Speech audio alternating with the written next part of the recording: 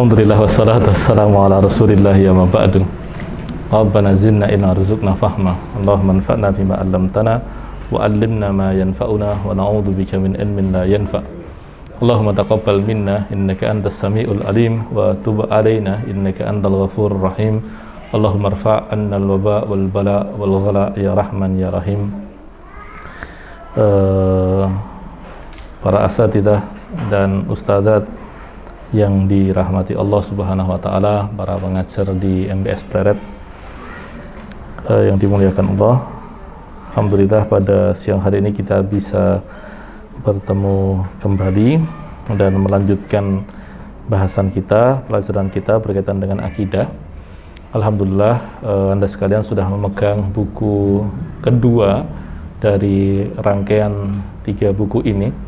Bagi yang alim gontor pasti sudah puas belajar ini, meskipun saya yakin pengulangan itu tidak ada ruginya sama sekali, karena selain memantapkan itu, pertambahan umur dan pengalaman hidup itu membuat insight-nya, ya, pandangannya itu bisa lebih kaya, sehingga ketika bertemu dengan teks yang serupa itu pemaknaannya bisa lebih mendalam. Lebih-lebih ketika nyantri dulu mungkin sembari tidur, kelupaan gitu kan ya. Ya, dan modus-modus yang lainnya. Nah, adapun insya Allah kita akan mulai menggunakan buku itu pekan depan, karena itu bahasanya tentang rukun iman.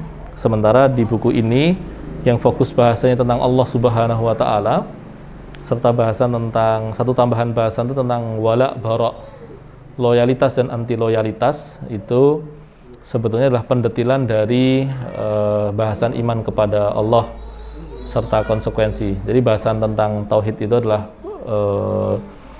pendetilan dari bahasan tentang Allah atau iman kepada Allah di buku itu, sedangkan bahasan wala bara itu adalah konsekuensi dari iman secara umum. Adapun di bagian awal buku ini ada satu hal lagi yang mungkin perlu kami sampaikan sebelum kita pindah ke buku itu. Di antaranya adalah pengantar umum yang biasanya ada dalam kajian akidah atau studi akidah. Ini yang tampaknya saya lupa untuk menyampaikan. Saya kemarin menganggap masih ada di buku ini. Ternyata ada di kitab yang lain karangan Ibrahim Buraikon. Itu ada di sana, ternyata saya baru sadar. Tapi akan saya coba sampaikan lisan. Yang pertama adalah bahasan akidah itu namanya bermacam-macam, ya. Dibedakan antara akidah sebagai sesuatu yang melekat di dalam hati kita dan sudah mempengaruhi pikiran dan perasaan kita, dengan ilmu atau teori-teori yang kita pelajari untuk menguatkan kelekatan tersebut. Ini dua hal yang berbeda. Yang pertama adalah akidah sebagai bagian dari keseluruhan diri kita, sedangkan yang kedua adalah ilmu yang kita pelajari untuk menguatkan hal yang pertama tadi. Nah, sebagai yang pertama, sebagai sesuatu yang melekat dengan diri kita, akidah itu disebut macam-macam, ya. Kadang disebut tauhid, kadang disebut sebagai iman, kadang disebut sebagai akidah. Yang kemudian kalau diterjemahkan ke dalam bahasa Indonesia itu bisa bermakna keimanan ataupun keyakinan, begitu. Masing-masing kata tadi sebetulnya pendetilannya berbeda-beda, tetapi seringkali penggunaan satu kata itu sudah bermaksud untuk makna yang lainnya. Ya, seperti di dalam penggunaan kata di dalam Al-Quran, ya, seperti kata Islam dan iman di dalam Al-Quran itu kan ketika satu digunakan dia bermaksud juga yang lainnya. Jika dikatakan Islam berarti di bahasan iman itu masuk. Ketika dikatakan iman maka Islam itu masuk. Tetapi ketika digunakan bersamaan berarti maknanya berbeda. Kata bir dan takwa itu juga begitu dalam Al-Quran. Kata bir itu yang merujuk kepada makna takwa. Kata takwa itu juga merujuk kepada makna bir. Tapi begitu dia digunakan bersamaan, al-bir wa taqwa, maka maknanya berbeda. Perbedaannya bagaimana? Nah, misalkan ya, ini sekedar sebagai percontohan, kata albir dan takwa itu ketika digunakan bersamaan, albir itu merujuk kepada kebaikan lahiriah. Jadi ekspresinya dan aspek-aspek fisikal dari tindakan kita itu disebut albir ketika dibersamakan dengan kata takwa. Sedangkan kata takwa itu ketika tadi dibersamakan dengan kata albir, dia merujuk kepada kebaikan batiniyah, kebaikan dari aspek batin kita. Nah, berkaitan dengan bahasan tentang aspek-aspek batiniyah ini, saudara sekalian, kita ada di usia yang sudah harus fokus di situ. Mungkin kalau bagi yang latar belakangnya bukan pesantren, masih perlu untuk ya sedikit membenahilah bahasan tentang hal-hal yang lahiriah, berkaitan dengan cara wudhu, cara sholat. Tetapi ketika usia sudah matang seperti ini ya, apalagi yang sudah menikah, punya anak begitu, sudah mulai paham tentang bahasan-bahasan tentang a'malul qulub, amal-amal hati, atau al-a'mal al-batiniyah, amal-amal batin, itu sudah harus paham. Kalau Imam Ghazali di dalam Ihya itu di jilid kedua dan di jilid ketiga dan keempat itu, beliau secara tegas itu membagi bahasan yang jilid 3 itu dengan al-muhlikat. Al-muhlikat itu artinya adalah hal-hal yang membinasakan. Hal-hal yang membinasakan itu apa? Banyak sekali. Kedengkian kita. Jadi itu kalau beliau gunakan analisis begitu, jiwa kita ini, jiwa manusia itu kan bertingkat. Manusia itu punya jiwa nabati. Jiwa nabati ini berbeda dengan ricis nabati ya. Itu makanan anak-anak pondok itu. Jiwa nabati itu adalah jiwa tumbuhan yang membuat kita menyerap nutrisi, bertumbuh, berkembang. Itu jiwa nabati dalam diri kita. Nah, di atasnya kita juga punya jiwa hewani, jiwa hewan. Jiwa hewan itu yang membuat kita mampu untuk mempersepsi, mencerap dunia di luar diri kita dan meresponnya. Nah, di antara hal yang membuat, di antara daya yang mengiringi jiwa hewani itu adalah syahwaniyah dan ghadabiyah. Syahwat dan ghadab. Hasrat dan amarah. Hasrat dan amarah. Nah, masing-masingnya itu nanti menghasilkan watak-watak yang bisa membinasakan kita. Marah itu turunannya seperti marah, dengki, dendam, benci, intimidasi. Itu adalah turunan dari jiwa binatang pada aspek ghadabiyah atau amarah tadi.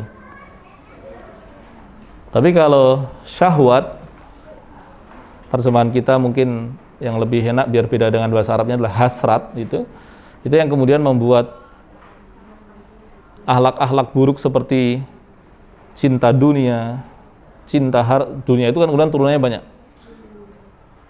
Harta, kedudukan, popularitas, kemudian syahwat perut, syahwat kemaluan, itu muhlikat. Asalnya semua itu ada pada diri kita, itu agar kita hidup. Tetapi ketika kita tidak bisa mengendalikannya, kita akan binasa karena salah satu atau lebih sebab-sebab yang dihasilkan oleh dua hal itu tadi. Berapa banyak orang itu yang hidup hanya untuk menyimpan dendam. Berapa banyak orang itu yang hidup hanya sekedar untuk melampiaskan hasratnya pada kemaluan. Berapa banyak orang yang demi mendapatkan popularitas itu melakukan apapun, kalau perlu mati deh itu. Ya kan? Berapa banyak kan yang kasus adik-adik kita yang sempat di daerah Jawa Barat itu kan, dia demi konten itu kan menyetop truk yang sedang melaju kencang ya, yang akhirnya kemudian mungkin karena sudah berkali-kali sopir truknya juga sudah mangkal begitu, akhirnya tabrak langsung aja. Dan yang ada yang ketabrak, ada yang terlindas begitu. Ini kan menyedihkan sekali. Adik-adik kita Ya, apalagi ketika kemudian syahwat itu bertumbuh. Ya, hari ini kan media kita itu kan menjebak kita ke sana ya. Hari ini zaman yang disebut sebagai postmodern ini intinya adalah syahwat itu dikobarkan dan kita diprovokasi untuk melampiaskan semua syahwat kita. Media kita itu bekerja dengan prinsip-prinsip itu. Nanti kalau dalam kajian budaya itu luar biasa ulasannya, tapi faktanya memang begitu. Tapi di sisi yang lain, orang-orang politik itu menguasai ghadabiyah kita. Jadi kalau pemain ekonomi itu memanipulasi diri kita melalui syahwat kita, iklan-iklan itu kan nggak ada yang waras ya. Coba bisa sebutkan ke saya iklan yang waras ada nggak? Semua iklan itu mengandung manipulasi dan dia mengandung dorongan-dorongan agar kita membelinya meskipun kita tidak membutuhkannya ya. Sementara pemain politik itu menguasai ghadabiyah kita. Kita diprovokasi tentang PKI sehingga kemudian kita marah. Ketika kita marah, akal kita nggak sehat, maka kemudian ketika kita di-drive untuk tindakan-tindakan tertentu, ya sudah, gampang saja. Kemarahan yang terus berkobar itu menghilangkan akal. Ketika hilang akal, maka kita mudah dikuasai, dikendalikan. Nah itu. Nah, mencermati amal-amal batin ini penting karena ada banyak pembina. Ghazali membahas tentang al-munjiyat. Jamak dari munjiyah. Nah, munjiyah ini bukan tokoh Aisyah generasi awal ya. Didikannya Kiai Dahlan ya. Jadi kalau generasi awal itu kan jadi keluarganya Lurah Hashim itu kan ada Kiai Fahruddin ya, tapi bukan Fahruddin yang kakeknya Pak AR ya, bukan yang bapaknya Pak AR, tapi Fahruddin yang Pauman, bukan Fahruddin Pakualaman begitu. Kalau bapaknya Pak AR itu Fahruddin yang Pakualaman. Nah, ini Fahruddin yang tokoh sarekat Islam yang kalau sudah menghimpun massa itu kayak 212 itu terrealisasi itu pada masa itu. Selain Suryo Pranoto kawannya yang merupakan adiknya Ki Hajar Dewantoro itu. Nah, Fahruddin ini punya adik namanya Suja. Suja itu yang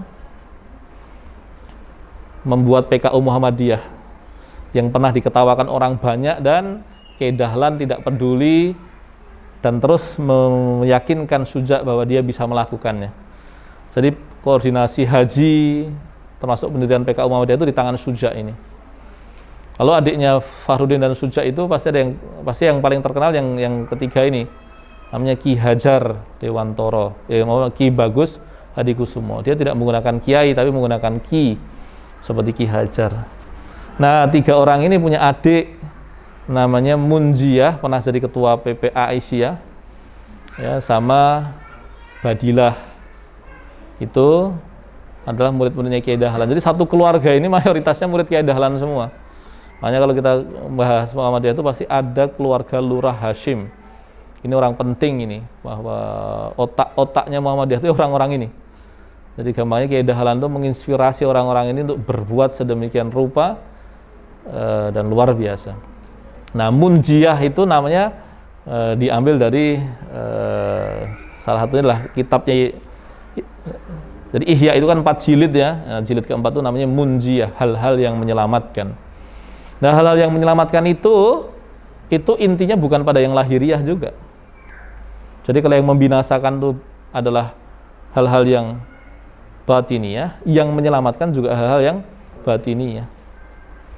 Keikhlasan itu. Ibadah mau ribuan rakaat pun kalau kita kehilangan ikhlas, naudzubillah, itu hilang. Kemudian salamatus sodr ya, selamatnya hati dari dendam, benci, itu amal batin. Apalagi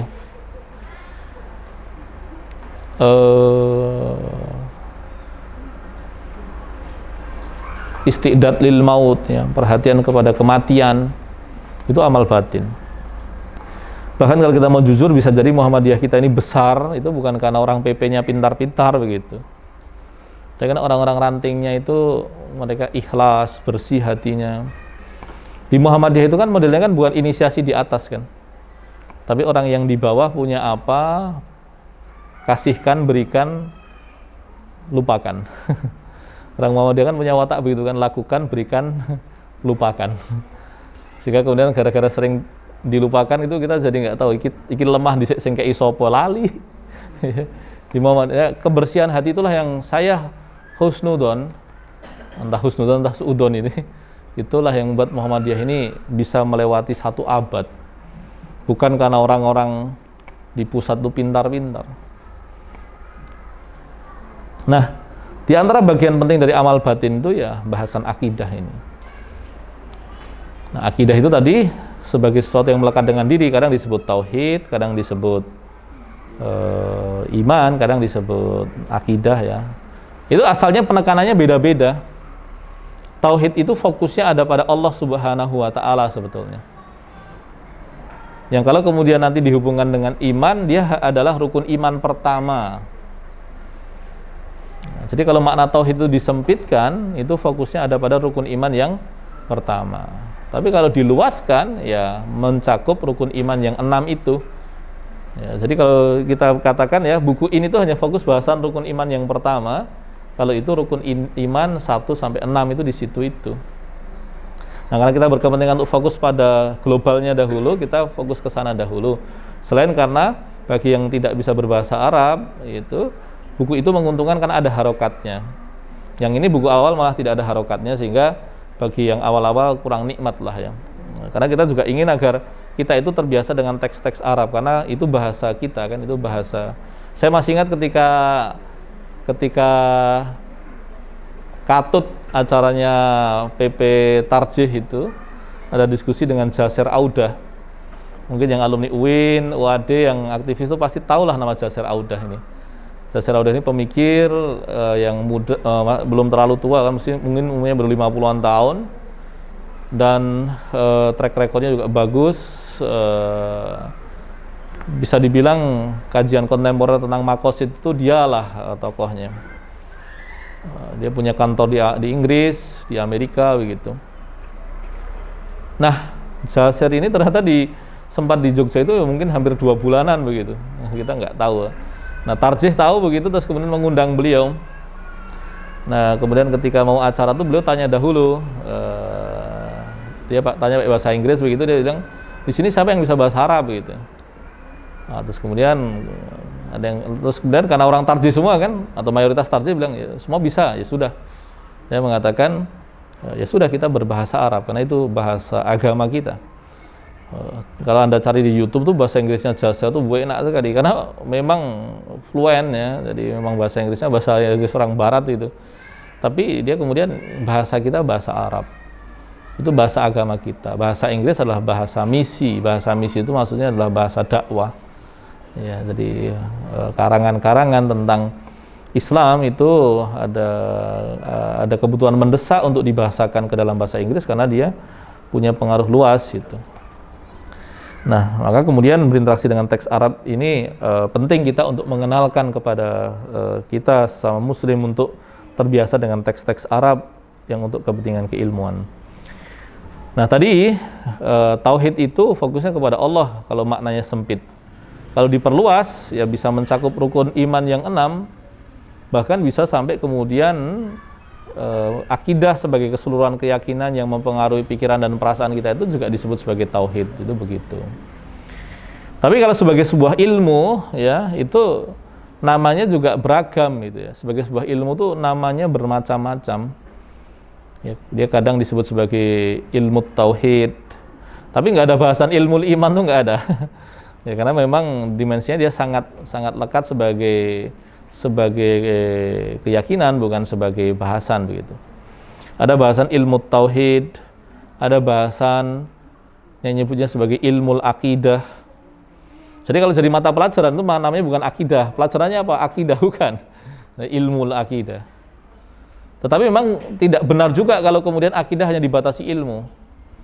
Makanya kemudian kenapa kita juga belajar akidah itu juga betul-betul meluangkan waktu itu, karena kita berharap bahwa ketika belajar akidah itu tidak hanya sekedar jadi informasi, tapi secara perlahan itu ya tadi menjadi cara kita berpikir dan berperasaan tadi. Nah, itu kita kesana kepentingannya. Nah, ilmu akidah. Nah, karena juga disebut sebagai ilmu usuluddin. Usuluddin itu adalah istilah lain dari akidah sebetulnya. Usuluddin. Termasuk kemudian kadang disebut sebagai sunnah dalam makna sempit. Jadi sunnah itu dalam makna sempit itu bisa bermakna bahasan akidah. Seperti kitab sunnahnya Al-Barbahari itu bahasannya akidah.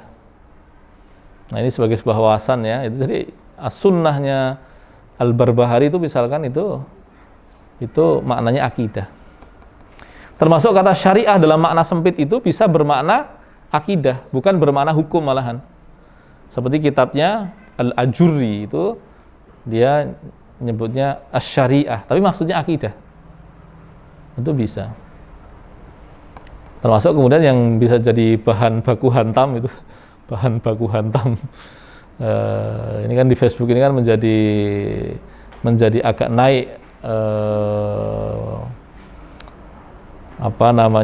harkat dan martabatnya begitu, karena menjadi media perdebatan ilmu yang meskipun kadang-kadang komennya juga nyebai gitulah ya, nyinyir yang nggak ada habisnya itu. Sebenarnya kan kalau kita mau fair ya, akal dengan akal kan enak ya, sampaikan saja, dibantah ya. Nah itu menggunakan istilah ilmu kalam ya, ilmu kalam ya. Meskipun kata kalam ini dulu oleh sebagian ulama dijadikan bahan ecek-ecekan begitu ya.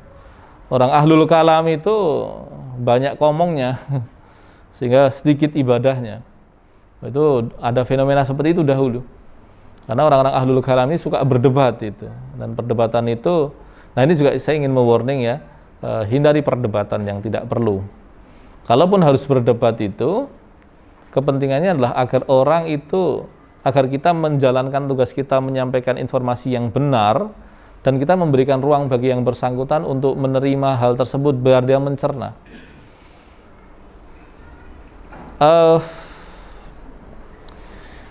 Meskipun kemudian pemikiran itu penting ya, saya dan teman-teman punya yayasan namanya Bentala Tamadun Nusantara begitu. Dia fokusnya sejak awal tentang pemikiran, diawasi oleh Ustadz Hamid Fahmi Zarkasi begitu. Dan semua acara kami sejak 2 tahun yang lalu ya semua pemikiran aja. Tapi kalau kemudian kita bicara iman, itu separuhnya pikiran, separuhnya itu perasaan. Sehingga meskipun kita itu canggih di dalam berargumentasi sekalipun, seringkali orang itu menerima sebuah pendapat itu bukan karena argumentasinya canggih, tapi kemudian ada kesan-kesan positif yang dia dapatkan. Makanya kalau ada orang debat cuman modal gontok-gontokan, baku hantam begitu, itu alamat orangnya akan malah semakin mengeras, semakin kekeh dengan pendapatnya. Itu dia. Karena prinsip dasar itu nggak pernah hilang ya. Manusia itu meskipun dia makhluk berakal, faktanya mereka seringkali bertingkah sangat emosional. Memilih pilihan gagasan pun seringkali bukan karena semata-mata pernyataannya benar atau salah, tetapi karena secara emosional dia cocok. Gitu. Nah, makanya kemudian ini perlu menjadi perhatian kita bersama bahwa ilmu kalam itu penting di dalam melatih cara kita berargumen tentang keyakinan kita. Tapi jangan dianggap bahwa itu sesuatu yang berdiri sendiri ketika ingin menyampaikan hidayah pada orang. Sehingga kalau kemudian Anda mau berdebat dengan orang begitu ya, kan orang kan memang ada hobi berdebat itu ya, sebagian orang itu siapkan pikiran dan perasaan bersamaan. Kalau Anda hanya modal pikiran dan gontok-gontokan, orang nggak akan peduli dengan sebagus apapun argumentasi Anda. Tapi kalau kemudian hanya modal perasaan ya juga berarti kan nggak ada argumen kan. Itu juga problem. Nah itu dia. Itu sebagai ini bisa masuk ke dalam mukaddimahnya ya, mukaddimah bahasan akidah itu di situ. Lalu kemudian mungkin bahasan terakhir yang kita ambil dari buku ini berkaitan dengan al-inhiraf. Nah itu nanti bahasan di jilid ketiga. Jadi jilid ketiga itu tema spesifiknya itu adalah al-inhirafat fil hayah al-basyariyah. berbagai bentuk penyimpangan dalam kehidupan manusia. Nah, karena memang setan itu berkepentingan ya, setan yang usianya sudah ribuan tahun itu berkepentingan untuk menyesatkan kita. La ughwiyannaka. Ya, jadi betul-betul berkepentingan untuk menyesatkan kita, untuk membuat kita ini menyimpang. Dan penyimpangan-penyimpangan itu, saudara sekalian, ada kata-kata teknisnya ya. Nah, kata-kata teknis ini tolong hati-hati. Kata-kata teknis itu, kalau Ibnu Taimiyah mengistilahkan al-asma wal ahkam. Nama itu punya konsekuensi hukum. Maka hati-hati di dalam misalkan mengatakan ini, tolong, dan harus hati-hati di dalam menggunakan bentukannya ya. Kafir dengan kufur itu satu akar kata, tapi status hukumnya beda. Ya. Syirik dengan musyrik itu satu akar, tapi ini untuk dua hal yang berbeda. Satu hukum berkaitan dengan orangnya, satu berkaitan dengan perbuatannya. Nah, nanti ketika kemudian kita gunakan dalam bahasa Indonesia pun, itu kita juga harus memilih kata-kata yang tepat. Makanya kalau kemudian tidak tahu caranya, mending jangan dulu. Karena salah memberikan status itu berbahaya. Nah, misalkan, wah itu orang tuh kafir tuh, dengan mengatakan bahwa perbuatan itu kufur, itu beda. Ya. Perbuatan orang itu, misalkan kita menemukan ada orang ya, misalkan inisialnya AA begitu. Kalau dia buat komentar di media sosial tuh jelek semua tentang Islam tuh, nggak ada bagus-bagusnya belas. Saya nggak perlu sebut namanya ya, Anda sudah tahu itu. Meskipun kemudian belakangan akunnya di-banned, hilang akunnya. Nah, itu beda ketika kita mengatakan bahwa perbuatannya itu nifak atau kemunafikan dengan mengatakan dia orangnya munafik, itu beda. Karena ingat, mengatakan orang itu musyrik, munafik, fasik, itu adalah turunan dari yang namanya takfir atau mengkafirkan. Nah, salah mengkafirkan itu sama dengan tuduhan itu balik ke kita. Makanya kemudian kita harus hati-hati. Jadi inhirafat tadi, penyimpangan-penyimpangan tadi, itu ada bentukan-bentukannya. Nah, bentukan-bentukan itu ada namanya. Nah, nama-nama itu juga ada kemudian nama bagi pelakunya. Nah, itu puncaknya namanya takfir. Memberikan status kufur ataupun kafir begitu. Nah, salah melakukannya itu balik ke kita. Makanya sebagian ulama itu sampai kemudian lebih baik bermudah-mudah menganggap orang mukmin daripada bermudah-mudah menganggap orang kafir. Itu harus hati-hati. Nah, makanya kalau dalam bahasan inhirafat itu nanti kita bedakan antara syirik dengan musyrik. Lalu syiriknya pun dibedakan antara besar dengan kecil, dengan tersembunyi. Lalu kafir juga begitu, antara kekufurannya atau kufur dengan kafirnya. Lalu kufurnya dibedakan antara besar dengan kecil. Nah, nanti kemudian nifak atau kemunafikan juga begitu, antara pelakunya dengan perbuatannya. Lalu yang besar dengan yang kecil. Nah, ini bagian dari keimanan. Tentu tujuan pokoknya bukanlah untuk menghukumi orang, karena yang harus digarisbawahi. Tujuan pokoknya bukan untuk melabeli orang, tetapi untuk menjaga diri kita agar tidak jatuh ke dalamnya.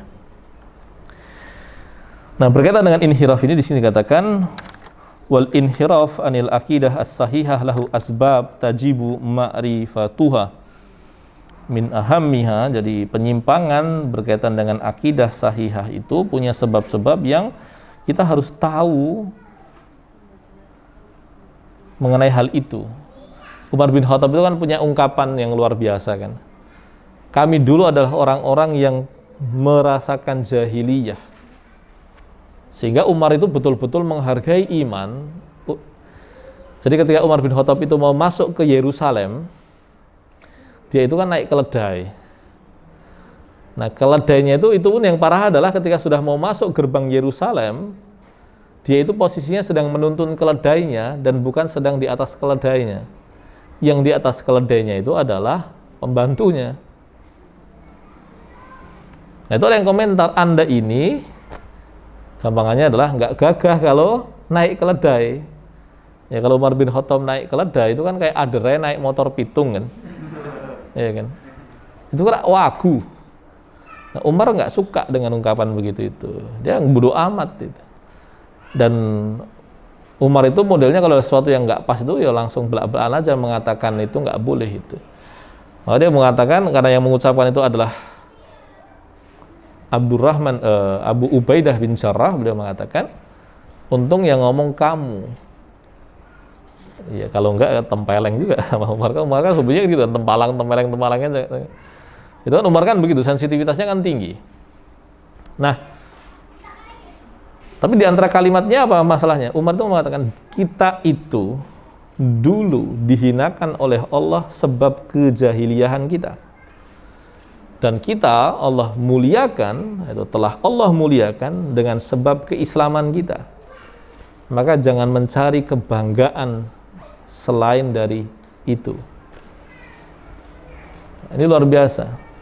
Ini jadi gengsi itu selain jangan dituruti, yang kedua harus diperhatikan dia tuh berkaitan dengan apa. Ini penting sekali. Bahkan ada sebuah syair, ya, sebagian mengatakan ini syair ini diucapkan Ali bin Abi Thalib, ada yang mengatakan Umar bin Khattab. Itu menunjukkan kebanggaan itu. Kalimatnya itu begini: kafani izzan an takuna li rabban wa kafani fakhran an akuna laka abadan antali kama uhib fawaffiqni ila ma tuhib. Kafani izzan, cukuplah bagiku keperkasaan, antakuna li rabban, engkau sebagai Tuhanku. Jadi, cukuplah keperkasaan itu dengan engkau sebagai Tuhanku ya Allah. Wa kafani fahran an akuna laka abdan, dan cukuplah bagiku kebanggaan aku sebagai hambamu ya Allah. Antali kama uhib, engkau sebagaimana yang aku cintai. Fawaffiqni ila ma tuhib, maka tuntun aku pada apa yang engkau cintai. Bahasan cinta itu bahasan iman. Makanya kalau kemudian mencintai sesuatu itu melampaui batas, itu bisa masuk ke dalam kesyirikan.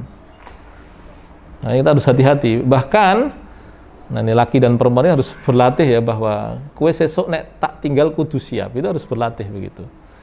Jadi termasuk kemudian kalau yang laki-laki nikah lagi itu harus siap, bukan karena apa-apa. Ini jangan bercanda, saya tidak sedang bercanda. Saya tidak sedang berbicara tentang janda, itu bukan. Maksudnya begini loh, jangan sampai perempuan itu bersandar kepada suaminya. Salah satu pelajaran tentang perempuan yang paling mengagumkan adalah seorang perempuan bernama Hajar. Apa yang dilakukan oleh Nabi Ibrahim?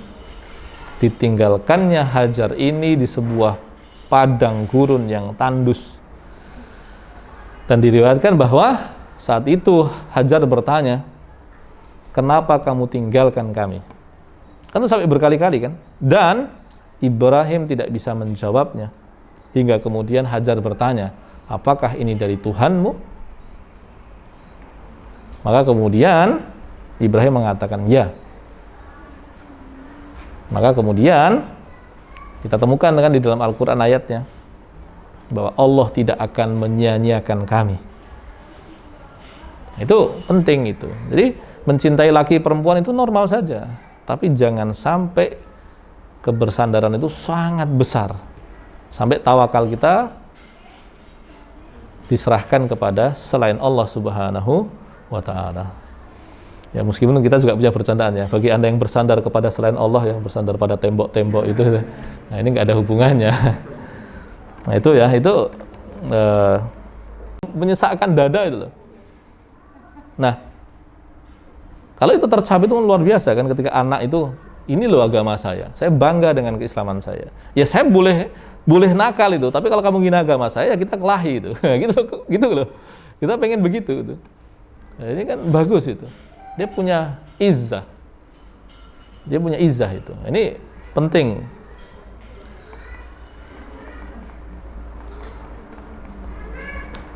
Nah, capaian-capaian, nah di antara hal penting yang perlu disampaikan kepada adik-adik kita itu ya tentang besarnya peradaban kita. Saya pribadi itu ketika sudah lepas SD itu kan ya namanya anak-anak kan nggak tahu Muhammadiyah NU ya, cuman katanya NU kunut, Muhammadiyah enggak gitu aja kan. Nah bagi orang yang tidak sekolah di sekolah Muhammadiyah itu kan menjadi Muhammadiyah itu kan sesuatu yang nggak tahu prosedur teknisnya gimana. Ya, apalagi saya TK pondoknya awalnya pondok NU, SD-nya Muhammadiyah Sapen saat itu, tapi kemudian dioper ke Condong Catur begitu. SMP-nya negeri, SMA-nya negeri. Nah, itu menjadi Muhammadiyah itu bukan sesuatu yang apalagi saat itu kan kalau kita tidak mendapatkan didampingi orang yang mengkader itu kan bagi kita kan bodo amat kan. Entah Muhammadiyah NU nggak ada urusan gitu kan. Yang penting bahagia aja. Kan begitu. Nah, itu kan masa mengambang kan memang begitu kan.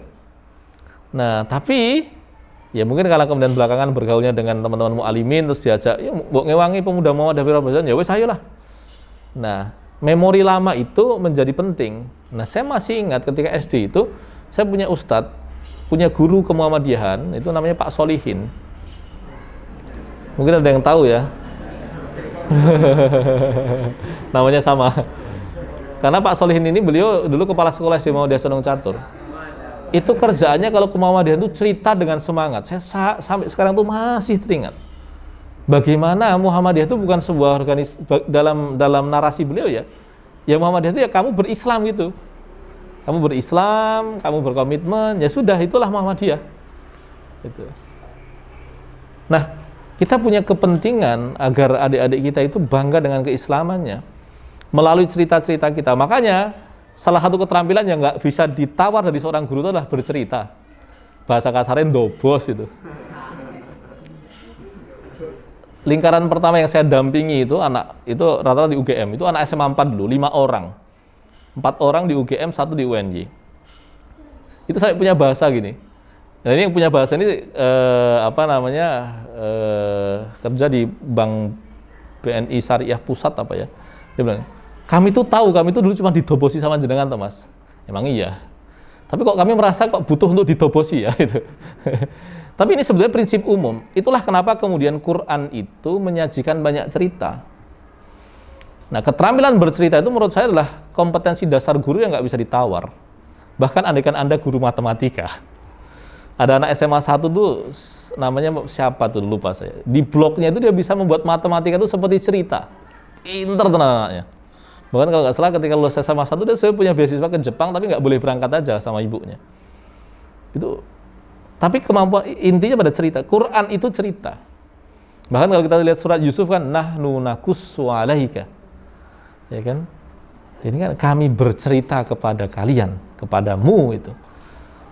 Ahsanal qasasi, sebaik-baik cerita.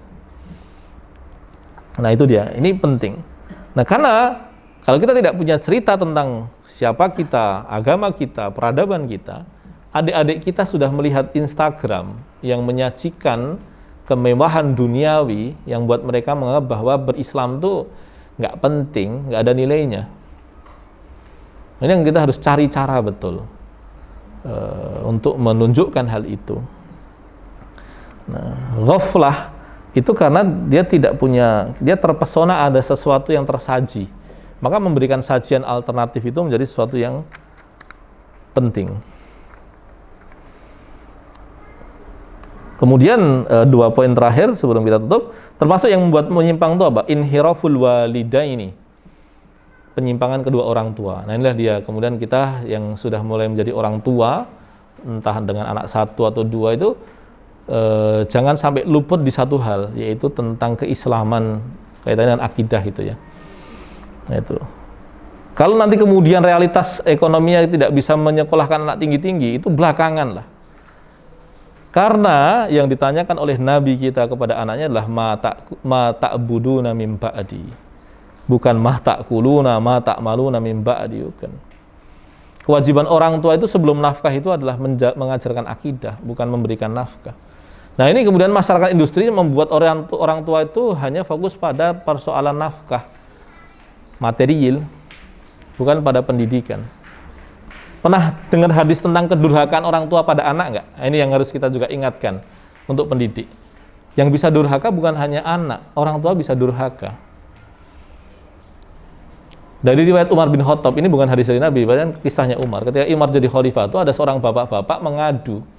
Saya mau lapor anak saya itu. Loh, kenapa anakmu? Dia durhaka pada saya. Lah kenapa? Bla bla bla bla bla. Kemudian anaknya dipanggil. Kamu durhaka sama bapakmu ya? Terus kemudian dia mungkin karena dia pintar ya, dia tanya, wahai Umar, begitu, apakah orang tua juga bisa durhaka gitu? Ya bisa. Gimana itu?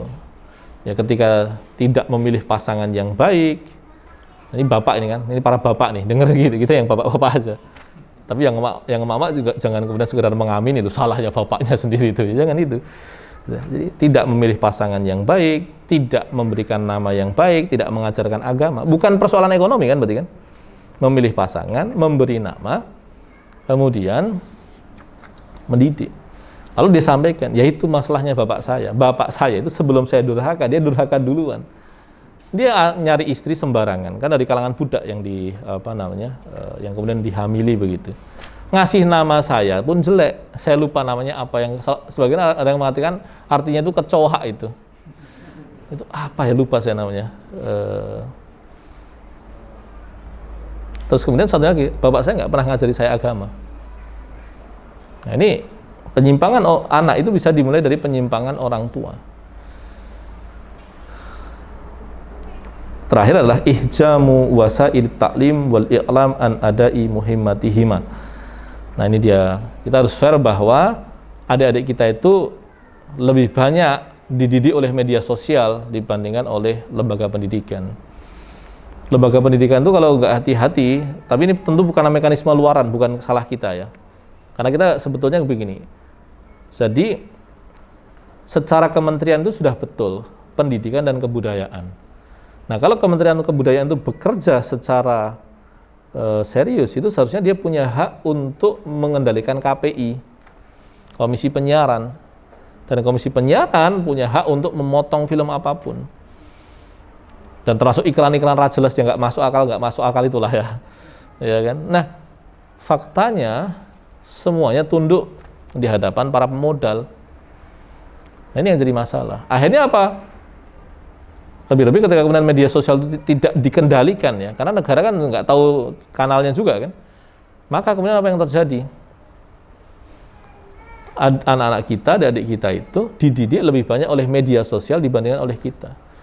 Dia bersekolah sekedar status sosial aja, karena koncoku sekolah, aku melu sekolah, kan begitu. Tapi yang dia konsumsi untuk mengenyangkan pikirannya itu media sosial. Nah, ini dia yang menjadi problem. Jadi memang kita harus fair untuk mengatakan kalau pendidikan kita itu arahnya semata-mata capaian akademis, itu naif sekali, karena persoalan manusia ini sudah kacau. Maka hal yang andai kan beginilah, bahwa begini, apalagi mohon maaf ya, kita harus fair. Saya bersyukur ketika pertama kali menjadi guru formal itu mengajar di SMA Muga. SMA Muga itu antara pertanyaan dengan jawaban itu bisa bainas sama wa sumur. Antara langit dengan sumur itu. Apa hukum sholat berjamaah itu? Saya tanya gini, apa rukun sholat itu? Jawabannya itu wajib Pak, sunnah Pak. Opo iki sing salah sing takon iki. Dan Anda bisa bayangkan, di dalam banyak kasus sekolah dasar Muhammadiyah itu sekolah favorit, atau dia seperti alternatif terbaik di pedalaman, di pelosok daripada sekolah Kristen, kan itu. Tapi kalau di tingkat menengah SMP SMA Muhammadiyah itu betul-betul seperti penyelamat dari anak-anak yang tidak diterima di sekolah negeri atau dari sekolah favorit yang mahal. Itu bisa menjadi alternatif betul. atau Kristen-Kristen yang menyediakan beasiswa, kan itu. Nah, akhirnya karena situasi dan keluarganya, mohon maaf sekali ya, dalam banyak kasus keluarganya tidak baik-baik saja. Makanya sampai kemudian sebagian guru itu logikanya luar biasa, mbangane rakopen yang omah, mes mending sekolah. Nah, itu yang, nah Anda bisa bayangkan nggak di Muga, ini baru kasus Muga ya, yang menurut saya luar biasa itu. Ada anak nggak UTS, itu didatangi ke rumahnya, dibawakan soalnya. Jadi kan luar biasa. Karena kalau dia sampai nggak sekolah, nggak jelas nanti anak ini. Nah, itu dia. Nah, dalam situasi seperti itu kita memang berkepentingan ya menyelamatkan adik-adik kita. Ya, dan yang bisa melakukannya sekarang adalah ketika rumah pun bobol, ya sekolah. Maka kemudian tinggal bagaimana yang kemudian kita mencari alternatifnya adalah, apalagi dalam konteks pondok begini nih, bagaimana sekolah itu, apalagi pondok gitu ya, tidak hanya sekedar melindungi siswanya, tapi juga guru-gurunya dari persoalan-persoalan tadi itu. Karena sebagian guru itu ada yang all out betul ngajarnya, sampai kemudian anaknya di rumah tidak terdampingi secara baik. Nah, ini yang kemudian kita harus bersiasat betul. Ini situasi kebudayaan memang sedang tidak baik-baik saja. Nah, saudara yang dirahmati Allah, ya itulah bahasan kita pada siang hari ini ya, bentuk. Jadi ada dua pokok besar tadi, yaitu tentang pengantar bahasan akidah berkaitan dengan struktur ini ya, apa namanya, nama-namanya, istilah-istilahnya, penekanannya, dan yang kedua adalah penyebab penyimpangan manusia. Insyaallah pekan depan kita masuk ke buku biru itu. Sembari tadi ya, kita berbagi cerita tentang berbagai persoalan di sekitar kita yang ya memang ya at-tarbiyah jihad itu, atau bukan hanya sekedar ibadah ya, at-tarbiyah itu jihad. Proses kita mendidik ini betul-betul jihad fisabilillah. Barakallahu li wa lakum wa sallallahu ala nabiyyina Muhammad. Assalamualaikum warahmatullahi wabarakatuh.